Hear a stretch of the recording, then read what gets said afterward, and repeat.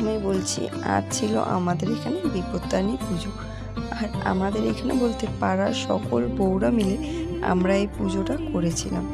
বন্ধুরা, আমাদের এখানে নিয়ম বেরিয়েছে, তাই আমরা সবাই মিলে পুজোটা করলাম।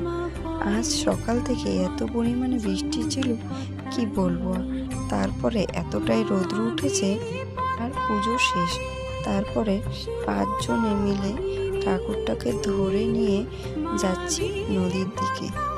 যেহেতু পুজো শেষ আর বিপত্তারিণী ঠাকুর ভাসাতে হয় না, তাই নদীর ঘাটে এক সাইডে ঠাকুরটাকে রেখে দেব, আর বাদ বাকি ঠাকুরের ঘট আর যাবতীয় জিনিস ফুলান্তি সব ভাসিয়ে দেবে।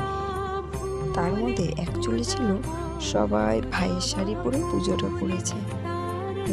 ঠাকুরটাকে রেখে আমরা সবাই স্নান করে ঠাকুরের ওই জায়গায় গিয়ে তেল সিঁদুর নিয়ে নিলাম। বন্ধুরা, ভালো লাগলে লাইক কমেন্ট শেয়ার করবে, আর কেমন লাগলো প্লিজ একটু কমেন্টে জানাবে। Tata, bye bye.